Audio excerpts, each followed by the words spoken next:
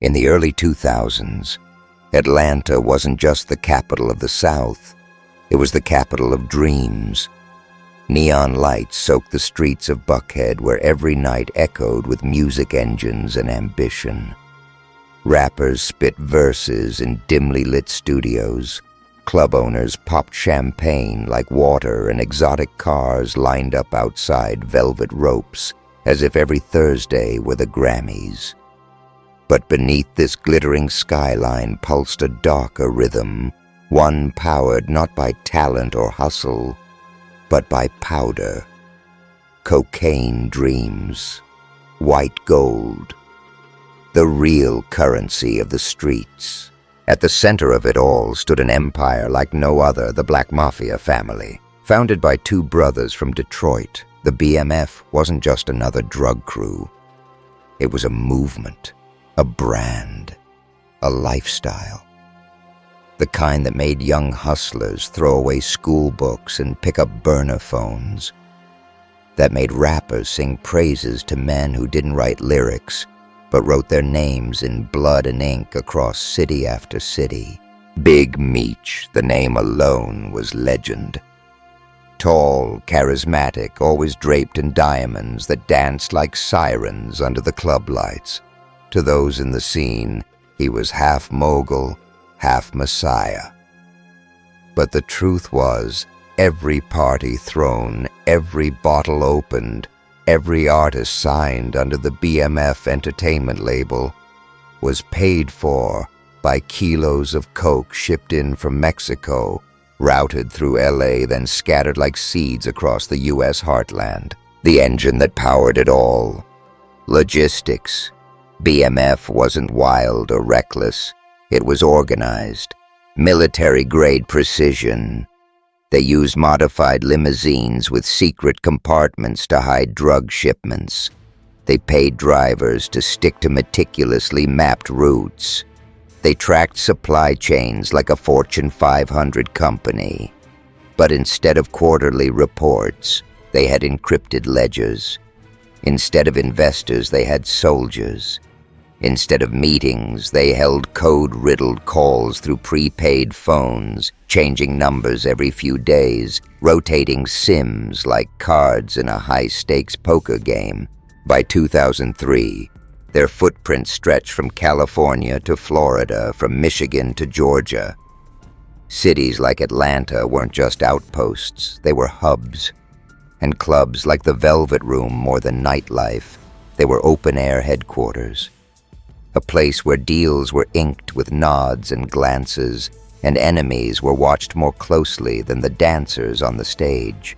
But beneath the empire's glimmering surface, hairline fractures had begun to form. Fights over money, whispers of betrayal, tensions between Meech and his brother Terry Southwest T, who by now had relocated to LA and preferred to run things quietly, conservatively. While Meech partied with rappers and flaunted wealth, Terry tightened up, controlled shipments, scrutinized moves. The split in style soon bled into mistrust. Brothers by blood, yes, but divided by vision. And yet none of this was visible to the world outside. From the streets, the BMF looked unshakable. Too rich, too deep, too smart to fall. The DEA had tried before to trace them, failed. Local law enforcement feared the backlash. Agents suspected corruption. Judges demanded more than rumors. So BMF grew bolder, louder, and so did the bodies. Between 2003 and 2004, multiple unsolved shootings rocked Atlanta's club scene. BMF was never officially linked, but the streets whispered. Rivals disappeared. Informants went silent. And always Meech smiled like a man untouchable.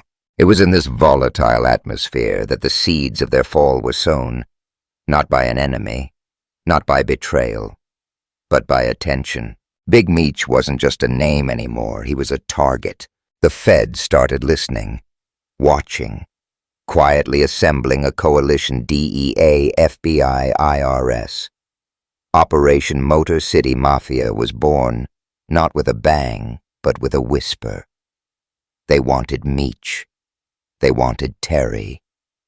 But more than that, they wanted to tear down the illusion that crime could be beautiful, that money could clean itself, that the American dream had no cost if you just paid in blood. This is the story of how that illusion shattered. Welcome to the crime trail, where every case leaves behind a path of destruction, revelation, and reckoning. If you're new here, don't forget to subscribe. Because in every crime we uncover the truth isn't just in the evidence. It's in the shadows we're too afraid to look at. And we're not done yet. Let us know in the comments. When does ambition cross the line?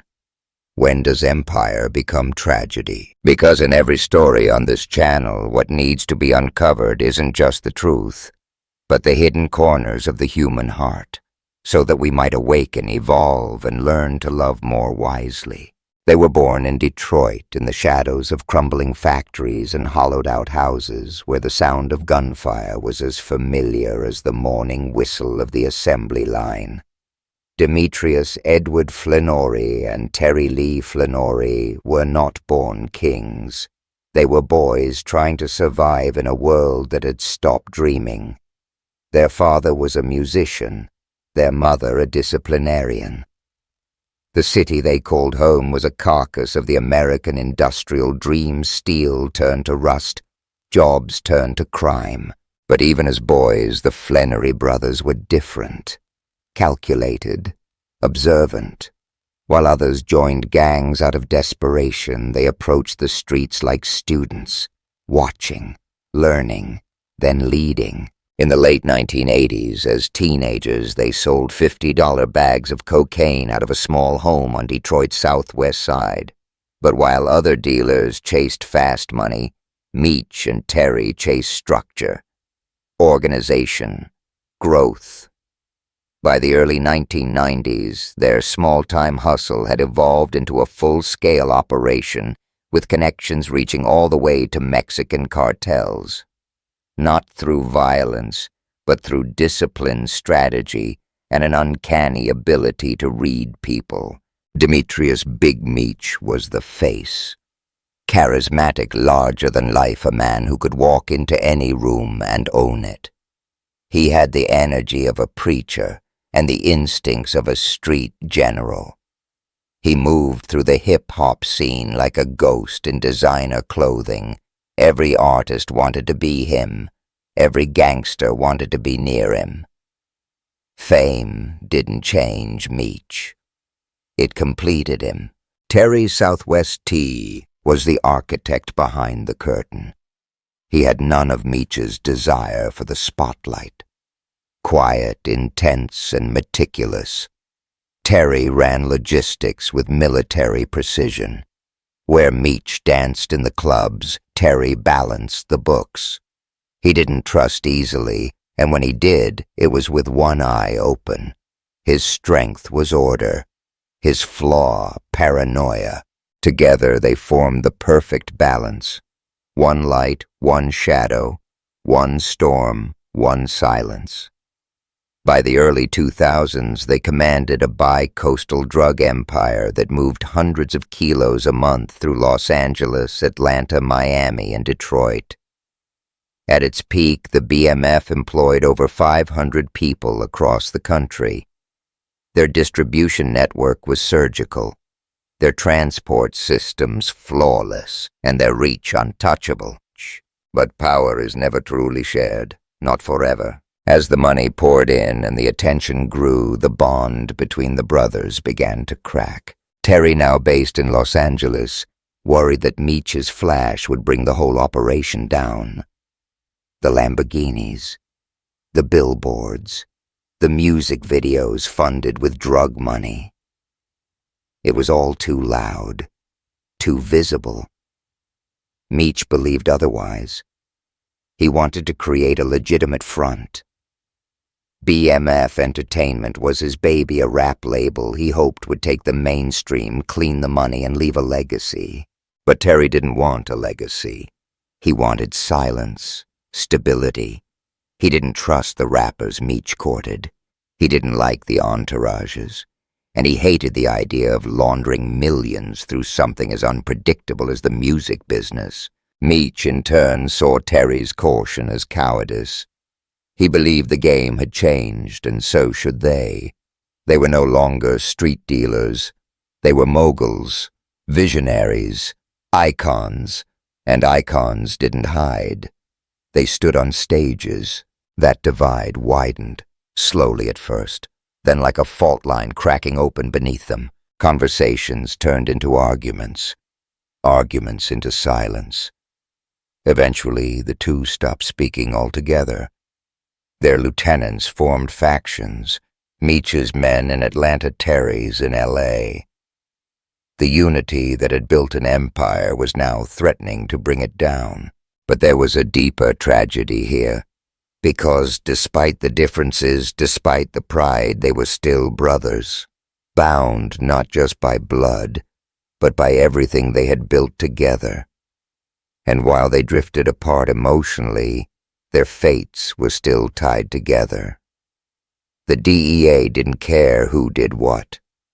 They just saw two names at the top of the most sophisticated drug empire in modern American history. The Flenory brothers had become symbols of power excess and eventually inevitability.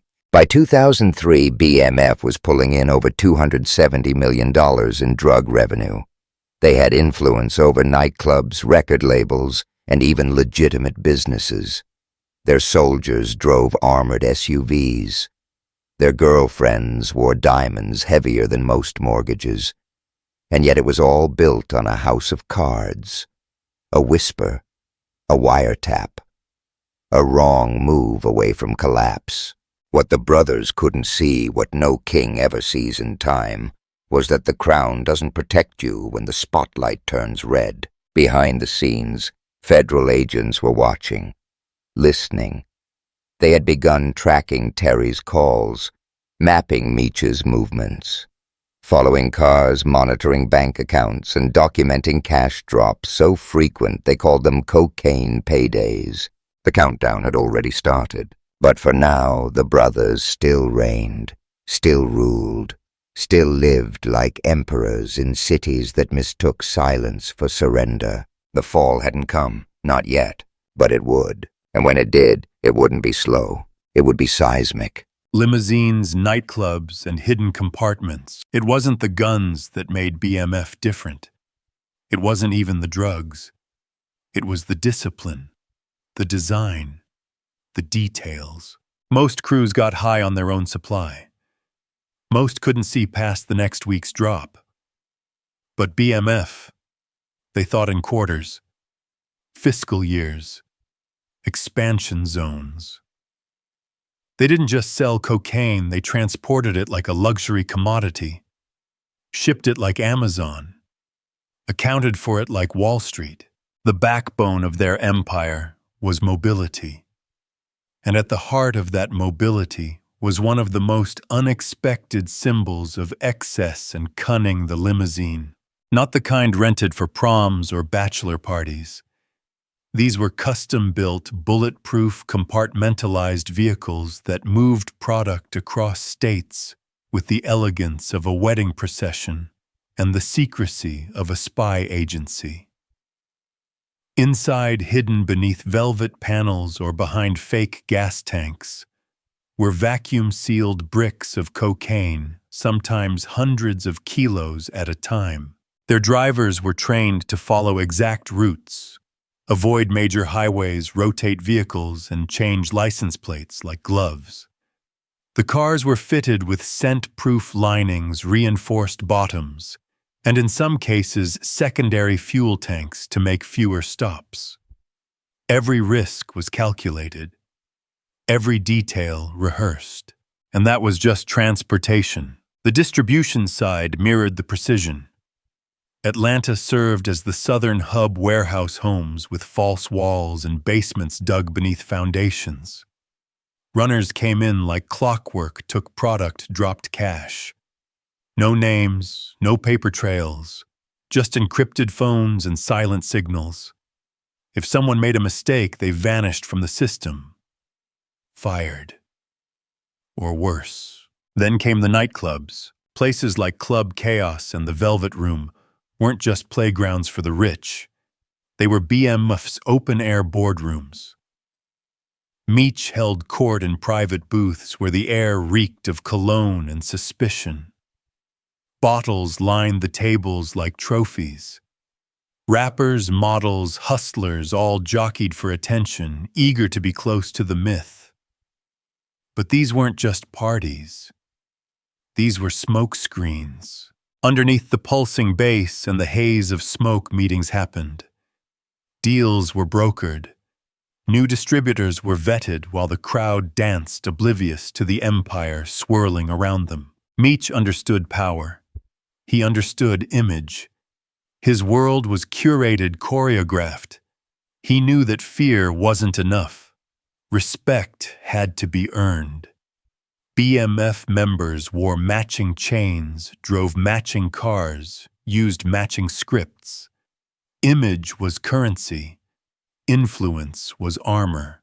But there were cracks, subtle but growing. Some drivers got sloppy. Others got greedy. And more than a few got scared. After all, every movement, every transaction, every drop came with weight. Not just in kilos, but in consequences. And the money, it flowed like water. Tens of millions in cash moved through BMF's hands every year. Much of it laundered through front businesses, car dealerships, music labels, even clothing stores. But there was only so much you could scrub clean before it began to stink. The feds started noticing. Bank deposits that didn't match reported income. Houses bought in cash. Fleets of cars with custom tags and no tax trail. It was only a matter of time before someone paid attention. The IRS did first, quietly, then the DEA, then the FBI. They started linking patterns. A nightclub shootout in Buckhead, a seizure in Missouri, an abandoned house in Florida packed with shrink-wrapped kilos. Every breadcrumb pointed back to BMF, and all roads inevitably led to the brothers. Meech had grown louder, hungrier. His name was in rap lyrics, his face on club flyers. His label BMF Entertainment was on the verge of signing mainstream artists. But behind the music, the walls were closing in. Terry, meanwhile, felt it too. The silence in LA wasn't peace, it was pressure. He pulled back, became more rigid, less trusting. At one point, he even began recording his own conversations, paranoid that someone, maybe even Meech, might sell him out. The separation between the brothers had become a fault line. And from that fault line came tremors, division in the ranks, fights over product, allegiances questioned. Some lieutenants began talking to law enforcement. Not directly. Not yet. But enough to start a dossier. The operation that had once run with mechanical elegance now showed signs of human error. Ego, fatigue, fear. And yet to the outside world, BMF was still untouchable. The limos still rolled. The clubs still roared. The money still piled. But somewhere in a federal basement, agents listened to recordings of conversations that no longer sounded like strategy, but desperation. They weren't just tracking cocaine. They were mapping decay. Because the greatest empires don't fall from attack. They fall from within. The Velvet Room was never just a club. It was a declaration, tucked into the glittering sprawl of Atlanta's nightlife. The venue pulsed with a dangerous elegance. Celebrities glided through the VIP entrances. Rappers spat lyrics into microphones soaked in sweat and gin, and in the corners where the light never quite reached, BMF watched everything. This was where Big Meech reigned. It was the kind of place where rules bent to power, where security bowed to whispers, and where status wasn't earned by fame or wealth, but by proximity to the man in the diamond cross. But on one fateful night in November 2004, the music stopped. Rashanable Drummond wasn't just another club-goer. He was a known figure in the streets. A hustler in his own right, connected, confident, and familiar with the power games of the underworld. That night, however, he made one mistake too many. He disrespected someone in Meech's circle. No one really agrees on the details. Some say it was over a spilled drink. Others claim it was about a woman. But what is clear is this: words were exchanged, tempers ignited. And minutes later, in the middle of the packed velvet room, shots rang out. Rashanable collapsed in a pool of blood, while dancers scattered and glass shattered like fireworks. Screams filled the air, the scent of cordite mixed with perfume. Someone had pulled the trigger. Someone close to BMF. The murder sent ripples through the city and shockwaves through the federal task force already watching from the shadows. Until that moment, Meech had danced at the edge of danger. His empire was clean enough to avoid handcuffs, but dirty enough to command respect. The feds suspected everything but couldn't prove a thing. But now they had blood, a body, and the walls of plausible deniability began to crumble. The man suspected of firing the fatal shot was Fleming "Ill" Daniels, a known BMF associate with a short fuse and long list of enemies. Daniels had a reputation, not just as an enforcer, but as a true believer. He didn't just work for Meech, he worshipped him. Daniels disappeared after the shooting. Days turned into weeks. No arrest, no statement. The velvet room went silent, but the feds finally had leverage. They ramped up surveillance, started flipping low-level distributors, focused on Daniels, hoping to squeeze him out of hiding. And behind the scenes, they began crafting a new narrative for the courts. BMF wasn't just a drug enterprise. It was a violent criminal organization structured like a cartel, enforced like a gang, and shielded like a corporation. The media picked up the story. Atlanta Journal-Constitution ran a headline that read, "Violence erupts in nightlife empire tied to alleged drug ring." Suddenly, BMF wasn't glamorous. It was dangerous.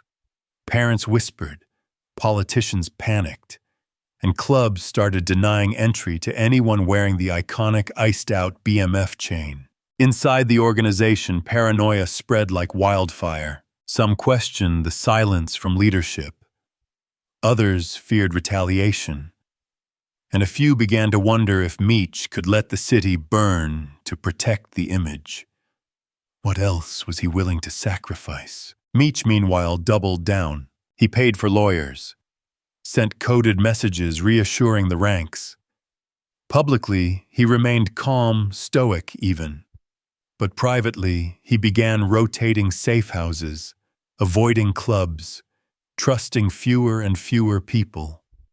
The velvet room, once his throne, had become a crime scene.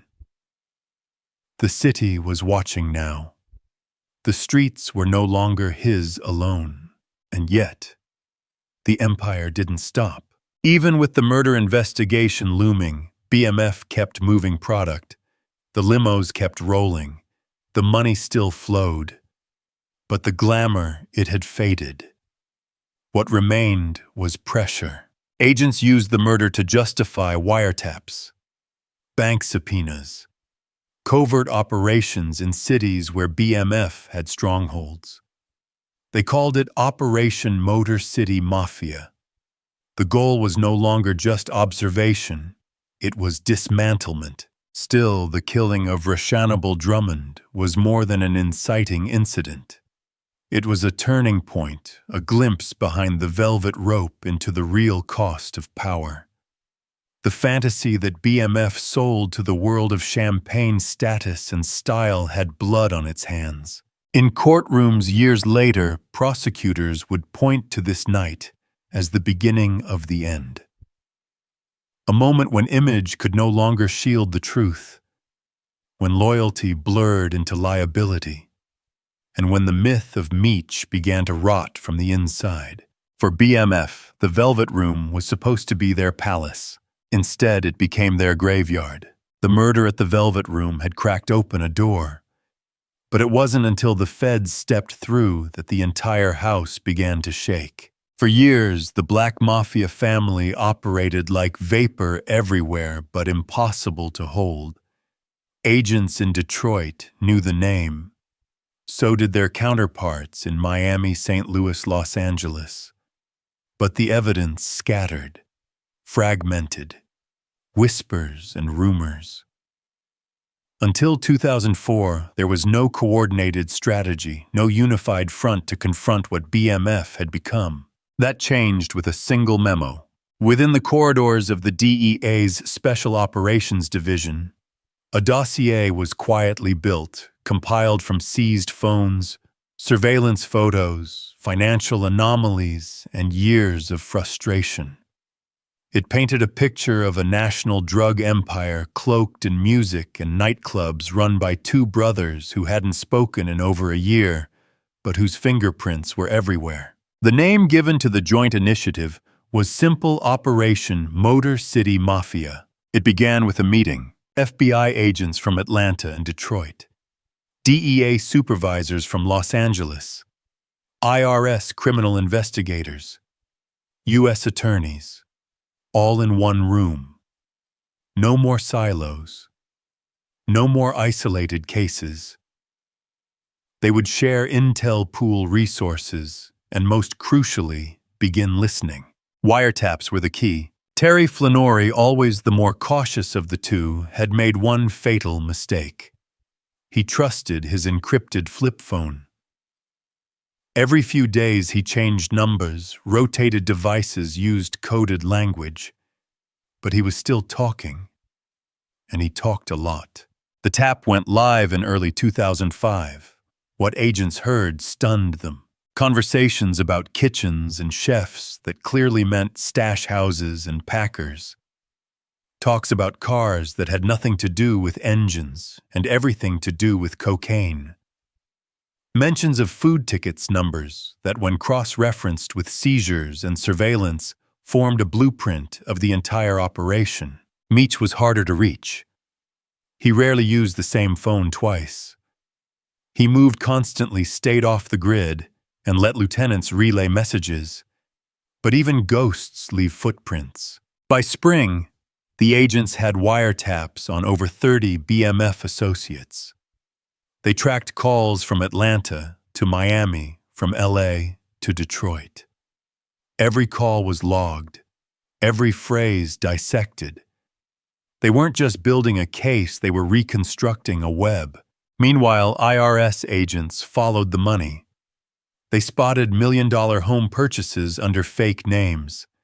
Cars bought in cash and registered to shell corporations. Music video shoots with budgets no legitimate label could explain. One house in Atlanta had a $100,000 chandelier hanging above an indoor koi pond, paid for entirely in stacks of untraceable 20s.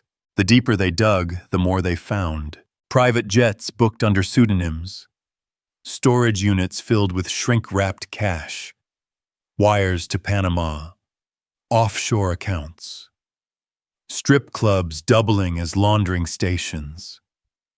There was no single smoking gun, there were hundreds, all pointing to one conclusion: BMF wasn't just big, it was historic, and the timing was critical. Inside BMF, the cracks between Meech and Terry were now chasms. Their lieutenants were forming tribes. Some wanted to stay loyal. Others smelled collapse. And a few had started talking anonymously, at first, then with names, dates, and details. The feds moved fast. They drafted sealed indictments. Surveillance intensified. A strike team was readied, but still they waited. They wanted more. Not just arrests. They wanted to destroy the myth. So they watched, and listened, and watched again. Then came the break. A shipment intercepted in Kansas City. A courier flipped in Louisville.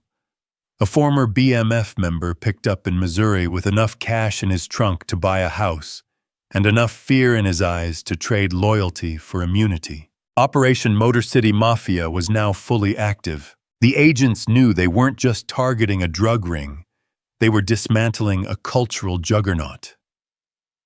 BMF had become embedded in the DNA of hip-hop nightlife and street lore.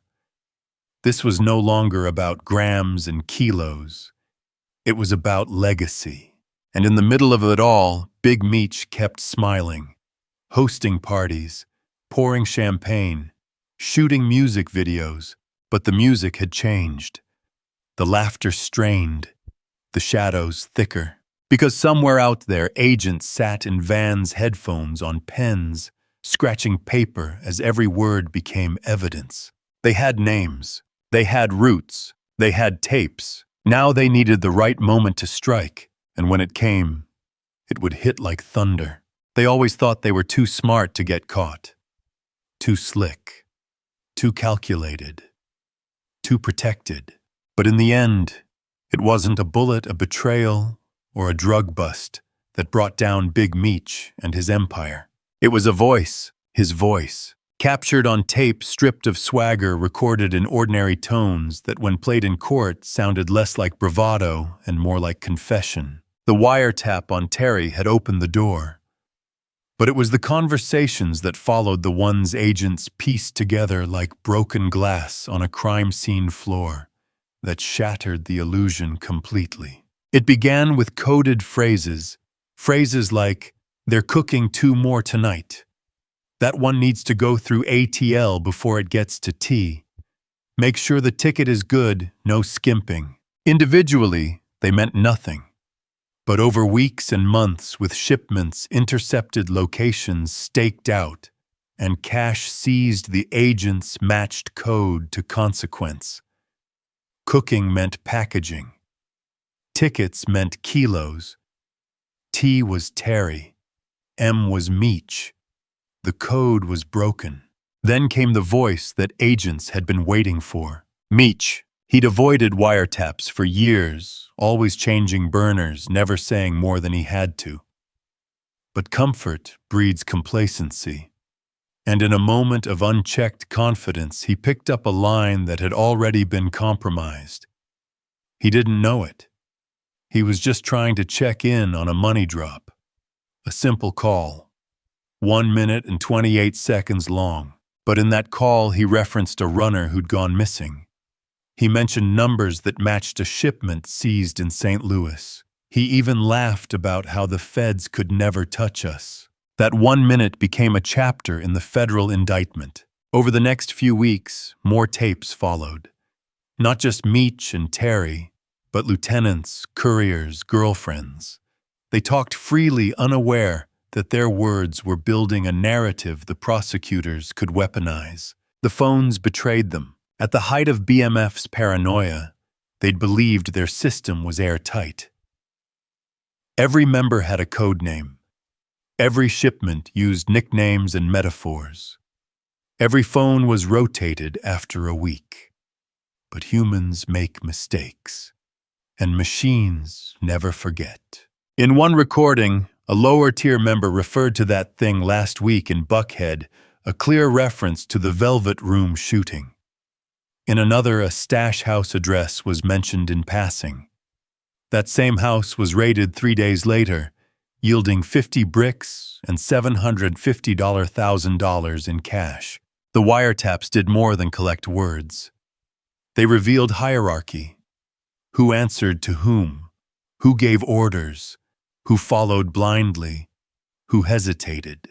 And then came the masterstroke. The feds launched a simultaneous series of indictments, not just in one city, but in 5. Detroit, Atlanta, Miami, Los Angeles, St. Louis. It was a coordinated strike based on months of recorded evidence, surveillance logs, banking records, and flipped cooperators. In October 2005, the walls came down. FBI and DEA agents raided over 30 properties. They seized 602 kilograms of cocaine, $5.3 million in cash, dozens of vehicles, weapons, safe deposit boxes, and perhaps most importantly, dozens of phones. More evidence, more voices. Meech was arrested in a quiet suburb of Dallas. No shootout, no resistance, just silence. In his home, they found firearms, ecstasy pills, thousands in cash, and a handful of diamonds scattered on a bathroom counter, like remnants of a life that had vanished overnight. Terry was taken in at his compound near St. Louis. His arrest was surgical clean without conflict. But in his eyes, agents would later say there was something different. Resignation. He'd seen it coming. The tapes didn't just convict, they humiliated. In court, those once glorified voices, cocky, confident, untouchable, played through government speakers like ghosts. The jury didn't see kingpins. They heard men talking business like ordering takeout. They heard the ordinariness of empire, the predictability of destruction. What Meech and Terry had built over decades collapsed in minutes of audio. The indictment listed them as leaders of a continuing criminal enterprise, a CCE, one of the harshest federal charges available. It meant mandatory minimums. It meant no parole. It meant time. A lot of it. The voices that once commanded loyalty now echoed in empty courtrooms. Each word a nail, each phrase a chain. By the time the tapes stopped playing, there was no legend left, only the law. Loyalty has a price. Loyalty. In the streets, it's sacred, untouchable. The currency more valuable than cash, more powerful than guns. A word inked into flesh, whispered in oaths worn like armor. And for a time in BMF, loyalty was law. Meech preached it like scripture. From lieutenants to low-level runners, everyone knew the creed. You don't talk, you don't break, you don't flip. In return, you were protected, paid, respected. But loyalty, like empires, fractures under pressure. The arrests came in waves, dozens at a time.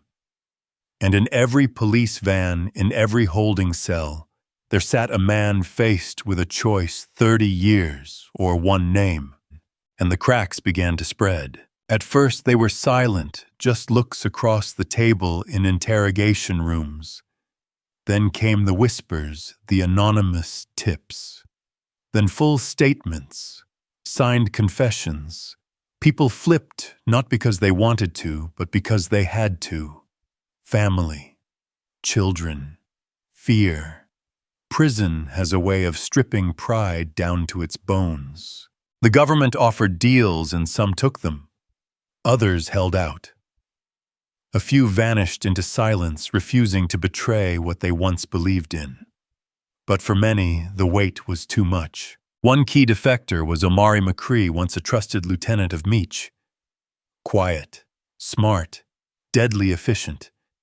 But facing decades behind bars, he chose to speak. And when he did, he opened a vault.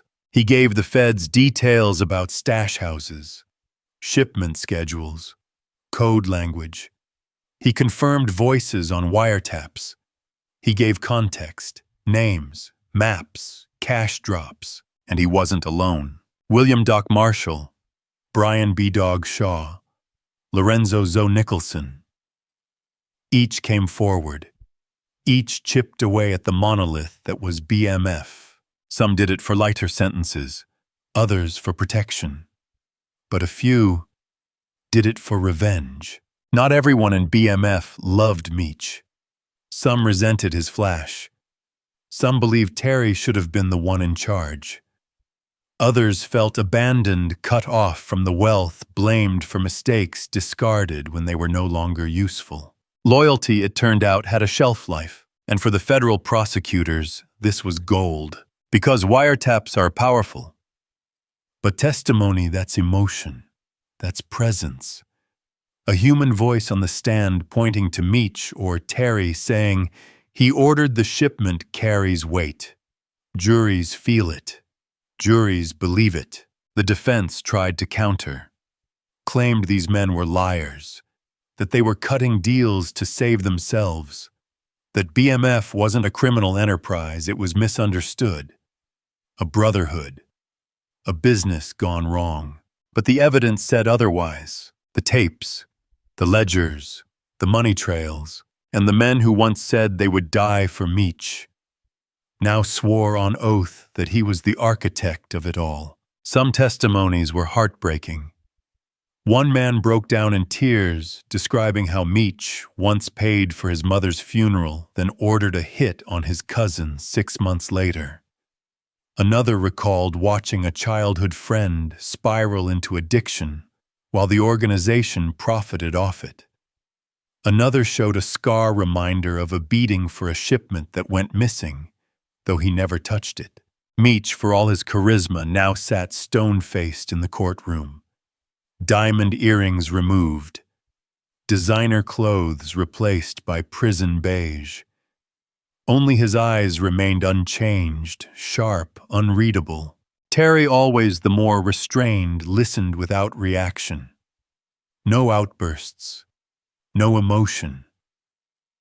As if he'd prepared himself for this moment long before the cuffs snapped closed. Outside the courthouse, opinions divided. Some still saw Meech as a hero, a Robin Hood figure, a man who brought wealth, who inspired a generation.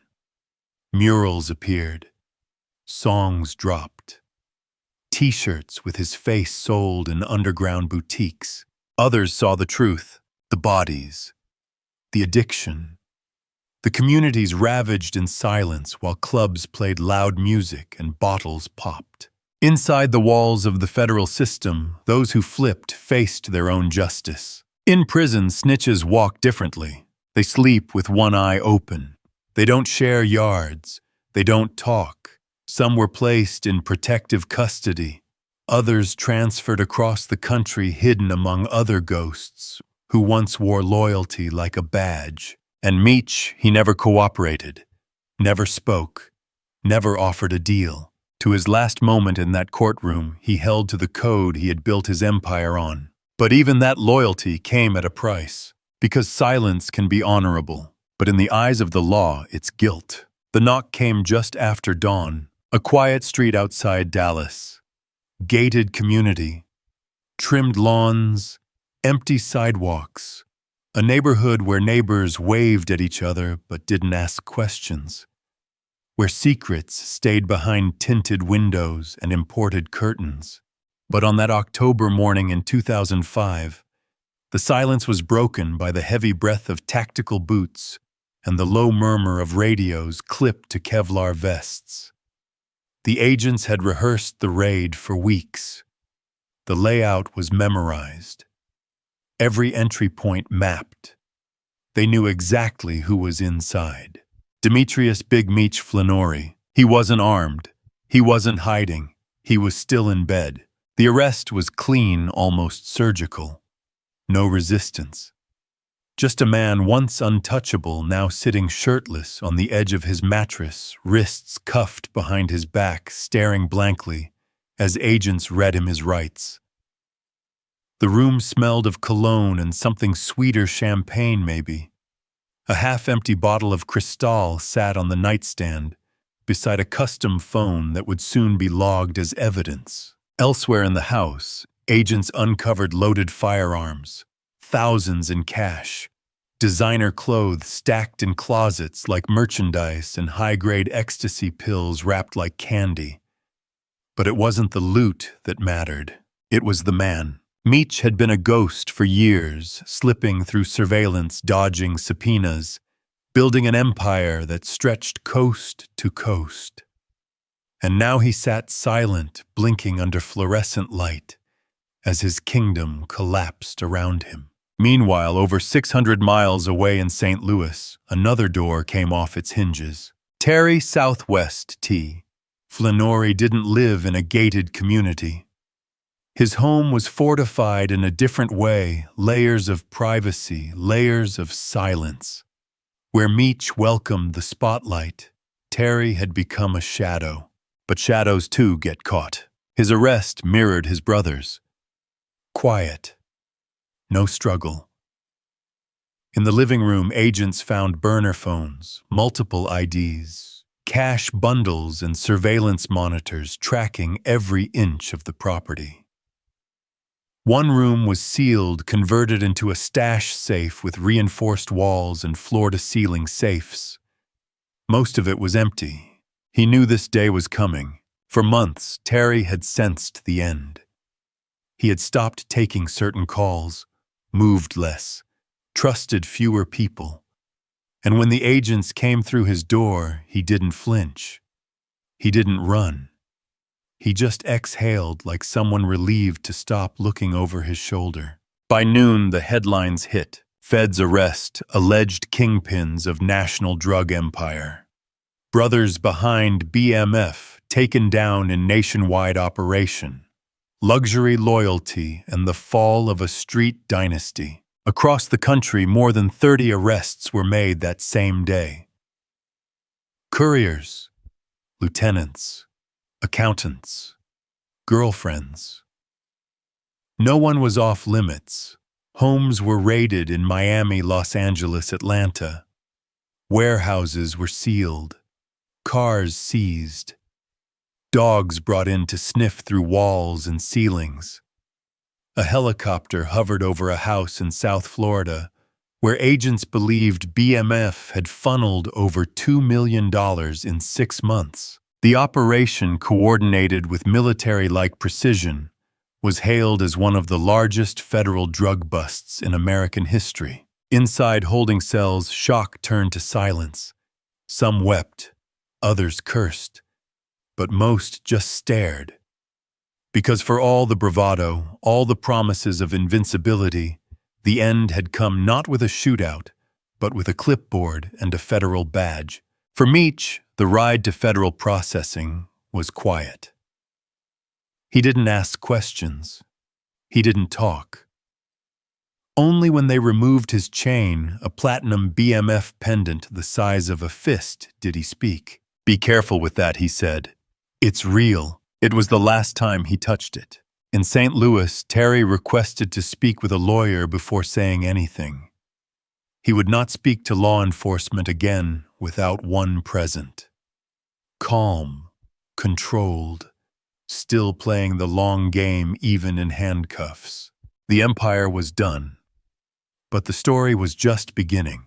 In the days that followed, the indictment became public, a sweeping 91-page document listing names, dates, bank accounts, intercepted calls, and over $270 million in suspected revenue. It read like a novel, a rise, a reign, a fall. The press painted Meech as a villain, a criminal mastermind who corrupted music, glamorized crime, and bled the streets for his own gain. But in some corners on some blocks, he was still a king. Murals went up in Atlanta. Artists released tribute songs. BMF t-shirts sold faster than ever before. A paradox unfolded behind bars. Meech became bigger than ever. And Terry, he faded just as he always had, preferring silence, preferring the shadows. But in courtrooms, both would soon be dragged into the light. What began as a dream born in Detroit had ended in 2 quiet rooms, in 2 quiet cities, with 2 brothers bound not just by blood, but by steel. Rappers, jewelers, and dirty money. When the dust settled from the arrests, the public wanted to know, how did it go? The answer deeper than anyone expected. Because BMF wasn't just a drug empire, it was a culture, a brand, a lifestyle that reached far beyond the shadows of the trap and into the shining lights of hip-hop, fashion, and luxury. At the center of that cultural crossover was BMF Entertainment Meech's vision of legitimacy. To the outside world, it was a music label, a talent incubator, an ambitious venture blending street roots with mainstream ambitions. But to the feds, it was something else entirely, a front. And the faces that appeared alongside Meech in photos, rappers, producers, jewelers, models, were suddenly part of the conversation. Some stood by silently. Others denied ever knowing the true source of Meech's money. But the images didn't lie. Big Meech wasn't just brushing shoulders with up-and-comers, he was shaking hands with the industry's biggest names. In clubs across Atlanta, Miami, and LA, BMF threw parties that made headlines. Private jets, champagne showers, celebrity cameos. They dropped tens of thousands of dollars in a single night like it was pocket change. That kind of spending didn't go unnoticed. One jewel in the crown, both literally and figuratively, was Jacob Arabo, better known as Jacob the Jeweler. To the rich and famous, he was the go-to for iced-out custom pieces, watches that dripped diamonds, pendants that could blind a crowd. To Meech, he was more than a jeweler, he was a symbol. The connection between BMF and Jacob raised red flags for federal agents. They dug deeper and found that some transactions didn't make sense. Huge purchases paid in cash, no clear origin, no business receipts. Eventually, Jacob was indicted for his role in laundering BMF's dirty money, accused of helping conceal the true source of illicit funds. Then came the artists. Meech had bankrolled music videos, funded tours, paid studio time. Several rappers appeared in BMF-backed productions, some sporting BMF chains, others shouting out Meech in lyrics. Whether they were aware or not, the image was locked. BMF wasn't just part of the music scene, it was the music scene. One name loomed largest: Blue Da Vinci, the only officially signed artist to BMF Entertainment. A smooth-talking rapper with West Coast roots, Blue wasn't just talent, he was family. He rode in Meech's cars, slept in Meech's homes, ate at Meech's tables. To many, he was the bridge between the streets and the stage. But as the indictments rolled out, Bleu found himself trapped in the same net. The feds accused him of laundering drug money through concerts, promotional deals, and record sales. His music career, already under scrutiny, now bore the stain of conspiracy. Bleu was arrested and eventually sentenced to 5 years in federal prison. When he emerged years later, the hip-hop world had changed. BMF's myth had only grown. The thing about dirty money is it doesn't stay dirty for long. It moves. It blends. It wears labels and sits front row at Fashion Week. It dances on music videos and tips bartenders with $100 bills. And for a while, no one questions it. But when the truth comes out, everyone scrambles. Some artists deleted photos. Others stopped mentioning Meech. Those who once flexed in BMF gear suddenly claimed ignorance. But the internet never forgets, and neither does the court. In the indictment, BMF Entertainment was listed not as a music label, but as a laundering mechanism. An engine to turn cash into credibility, music into cover, fame into fog. But perhaps the most sobering realization was this: the public had bought into the fantasy, hook, line, and single. For years, BMF stood as proof that the American dream could be hacked. That you didn't need Wall Street or a startup, you needed hustle image and a little powdered product. The culture embraced it, celebrated it, quoted it, until it all unraveled. The jewelry was confiscated. The studios shuttered. The parties stopped. But the echo remained. Young artists still referenced Meech in verses. Street kids still wore BMF shirts like relics. And in the dark corners of the internet, fans debated whether Meech was a criminal or a misunderstood visionary. What they missed was the cost. the families destroyed, the communities poisoned, the money that sparkled like diamonds but left a trail of ruin. Because every bottle popped with dirty money was bought with someone else's silence. Every chain gleaming in the club weighed heavy with blood, and every lyric that glorified BMF was just another verse in a requiem for truth. Trial of the Century, Atlanta, 2007. The courtroom in downtown Atlanta didn't look like a battlefield. No sirens, no shouting. Just rows of polished benches, cold fluorescent lights, and the sterile stillness of American justice. But for the next several months, it became the stage for one of the most watched and dissected drug trials in U.S. history. United States versus Demetrius and Terry Flenory. The indictment was 91 pages long. The witness list was even longer. And the prosecution was ready.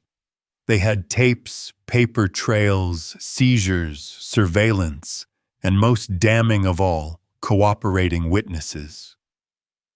The brothers were being charged under the continuing criminal enterprise statute, often reserved for cartel-level operators. If convicted, the minimum was 20 years, the maximum life. Meech arrived each day in tan prison garb, still tall, still composed, still carrying that same quiet magnetism that once filled nightclubs and boardrooms alike. But the chains on his wrists were real now. The courtroom was his final stage and the audience wasn't cheering anymore. Terry sat beside him, stone-faced, still calculating, still careful. If Meech wore pride like a badge, Terry wore strategy like armor. The opening arguments set the tone. Prosecution. This wasn't a street crew. This was a corporation. These men ran a drug empire with the precision of Wall Street and the ruthlessness of warlords. Defense. This is a witch hunt. A legend created by the government and fueled by jealousy, fear, and rap lyrics. It was more than a trial, it was theater. Witnesses were called. Former BMF members took the stand. Some wore prison jumpsuits. Others wire-rimmed glasses and regret. They told stories of coded conversations, cash pickups, hidden compartments in limousines, and nights at strip clubs where tens of thousands in drug money were tossed into the air like confetti. Meech never looked away. Each testimony added weight to the narrative. One courier described how he was ordered to drive cross-country with bricks of cocaine hidden under baby seats.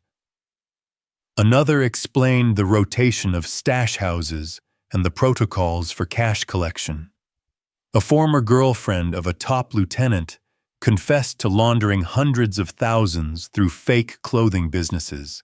The prosecution played the wiretaps. Jurors heard Meech talk about tickets and numbers. His voice calm, confident. One recording captured him joking about the feds being too slow to catch anything. The joke landed with thud in the courtroom. But it wasn't just the voice, it was the math. IRS agents testified to the lavish spending. Mansions paid in cash. Exotic cars registered under shell companies. Private jets booked with untraceable funds. They reconstructed a paper trail so detailed, it painted a picture clearer than any mugshot. Meech and Terry had moved an estimated 2,500 kilos of cocaine per month at the height of their operation. The defense did its best to cast doubt. They attacked the credibility of the cooperators. Rats, they called them. Desperate men looking to save themselves by selling out the empire they once worshipped. They argued that Meech was a music mogul, not a drug lord. That BMF entertainment was real. That the government was biased by a media circus and blinded by ambition. But the tide was too strong. The testimonies weren't just consistent, they were corroborated. The evidence wasn't just overwhelming, it was airtight. In a moment that silenced the room, the prosecution presented a photo. Meech standing in front of a private jet holding a stack of cash the size of a duffel bag. The caption printed in his own handwriting read, "We don't rent planes, we buy them." The jury took less than 2 days to deliberate. Verdict: guilty. Both brothers were sentenced to 30 years in federal prison. When the sentence was read, Meech closed his eyes briefly, not in shock, in acceptance. Terry simply nodded. For the courtroom, it was the end. For the brothers, it was the beginning of confinement, of silence, of years spent behind walls, remembering the heights they'd climbed and the abyss they'd fallen into. Outside the courthouse, the reactions were split. Some cheered, calling it justice for communities devastated by drugs and violence. Others mourned, saying the system had crushed 2 black men who had built something powerful, even if illegal. In the hip-hop world, the verdict echoed like a bass line. Some stayed silent. Others dropped tribute verses. The myth of BMF, now fully formed, stretched beyond fact, becoming folklore. But the trial left no room for fiction. Meech and Terry Flenory weren't martyrs. They were masterminds. And in that courtroom, their dream was dissected, judged, and finally buried. Blue Da Vinci and the music front. He was supposed to be the future. Blue Da Vinci, real name Barima McKnight, had the look, the sound, the connections. In a different world, he might have been a household name by now. A chart-topping rapper with platinum plaques and sold-out tours. But in the world he chose, he wasn't just an artist. He was the voice of an empire. Blue was the only officially signed recording artist to BMF Entertainment, the label Meech built as both a passion project and a shield. On paper, BMF was a music company. In reality, it was the glamorized mask of a criminal dynasty. And Bleu, he was the face. He rapped about cars, money, women, standard fare, and hip-hop. But his lyrics dripped with double meanings. Streets recognized the codes. Feds noticed the patterns. His music videos were lavish champagne fountains, stacks of cash cameos from known associates. The production value was Hollywood tier. The funding questionable. But to the public, he was electric, charismatic, marketable, the West Coast star under the East Coast's most infamous banner. In the early 2000s, hip-hop and street life were inseparable. Authenticity sold records, and nothing screamed authentic louder than being the voice of the streets, backed by a crew that lived what others only rapped about. Blue embodied that. He wasn't just rapping about BMF. He was rapping for BMF, but the spotlight has a cost. And when the feds turned their attention to the BMF entertainment side of the operation, Blue found himself squarely in the crosshairs. The DEA saw the label as a laundering machine, a way to push dirty money into clean channels. Studio sessions, concert promotions, production budgets, all funded by drug cash. They called it a front. Bleu called it art. In 2007, he was indicted alongside other BMF members. The charges weren't as heavy, no kingpin label, no continuing criminal enterprise tag. But the implications were clear. The government believed he wasn't just rapping about crime. He was part of it. Faced with time, Blue pled guilty to conspiracy to distribute cocaine. He served roughly 5 years in federal prison. In interviews after his release, he claimed he was only ever an artist, that he got caught up in something bigger than him, that he paid the price for association. But not everyone bought it. Inside BMF's fractured post-fall network, whispers spread. Some believed Blue flipped. Others accused him of cooperating. He denied it all publicly and repeatedly. In the years that followed, he distanced himself from the Meech legacy. At times, he honored it. At others, he rejected it. The truth, as always, was murky. Blue Da Vinci became a cautionary tale in hip-hop, of how close art and crime can dance before the music stops, of how being real on the mic can invite real consequences in life. He wasn't the first artist caught in that storm. He wouldn't be the last.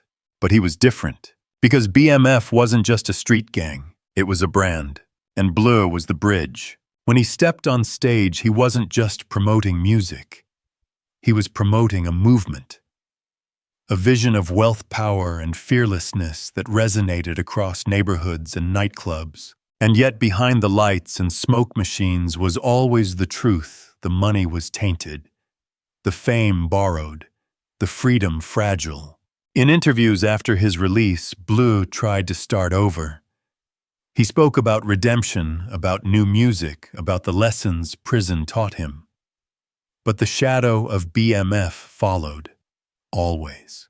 For many, he'll always be that voice, the last one to rap before the silence. As for the music label, BMF Entertainment died with the indictments. The name was too radioactive.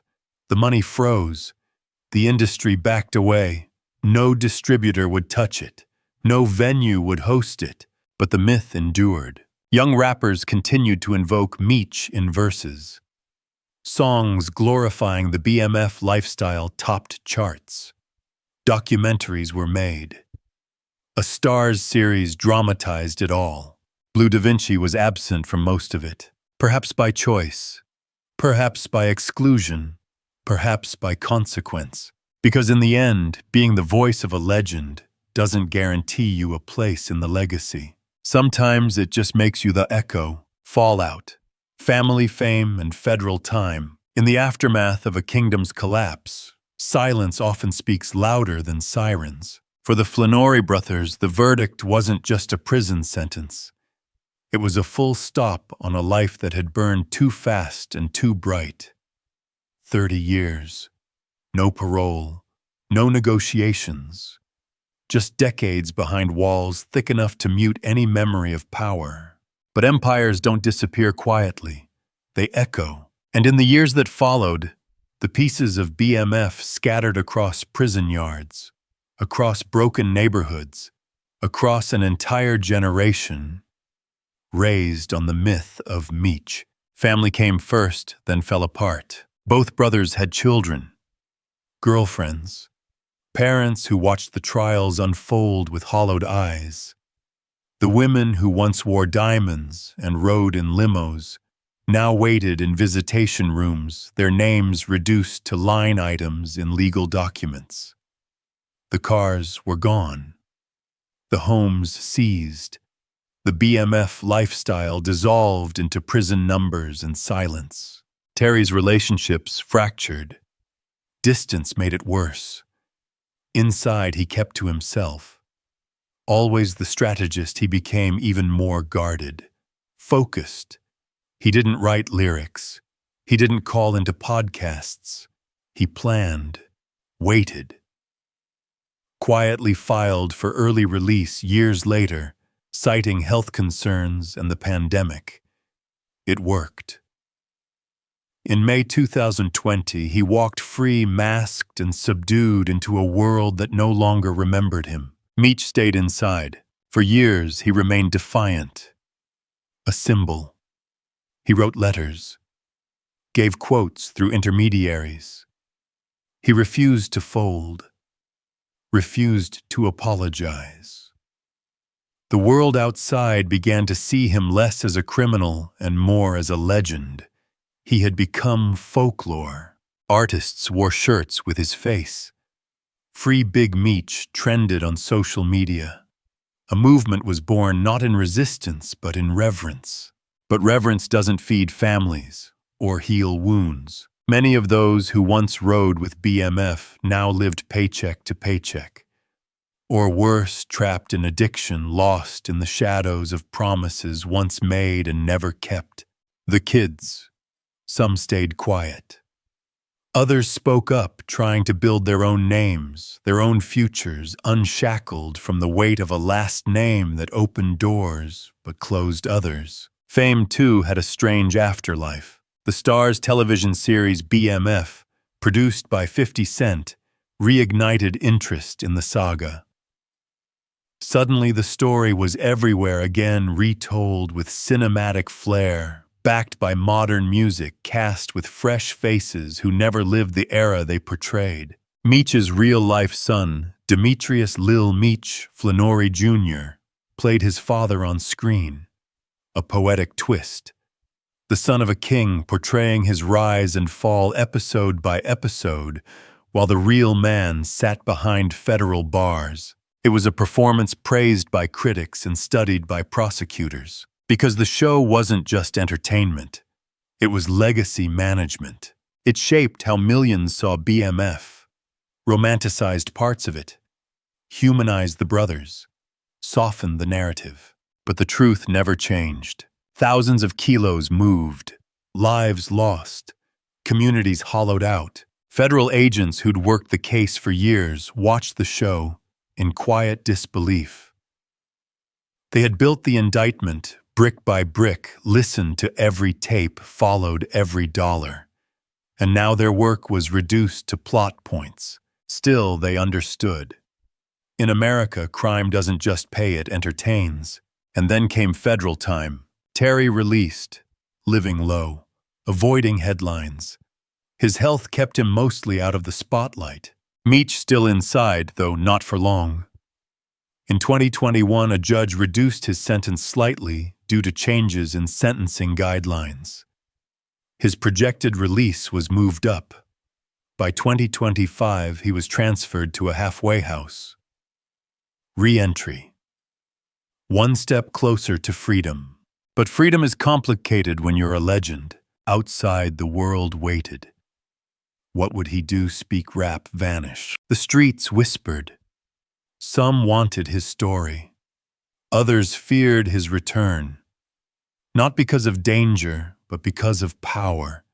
Because Meech still carried weight, still commanded loyalty, still symbolized something bigger than cocaine. He had become a metaphor. For some, he was a reminder of what black ambition could build when traditional doors stayed locked. For others, he was proof of how far we fall when we worship money over meaning. But perhaps the most profound fallout was personal. Terry and Meech, despite everything, never truly repaired their bond. Decades of silence, betrayals, legal separation.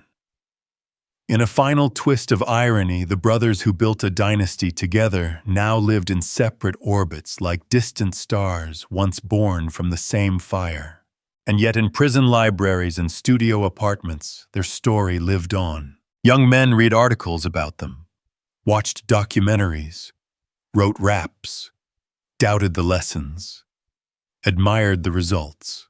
Because BMF wasn't just a cautionary tale, it was a mirror of what happens when power goes unchecked, when loyalty turns transactional, when dreams are built not on foundations, but on fumes.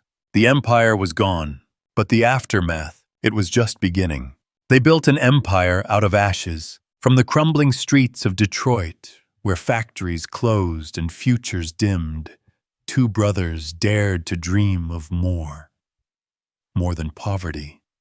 More than silence, more than survival.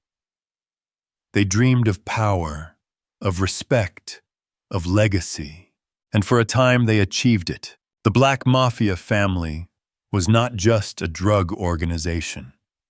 It was a blueprint, a prototype of what happens when brilliance meets ambition without restraint, when structure meets the streets, when business acumen is fueled by adrenaline and impunity.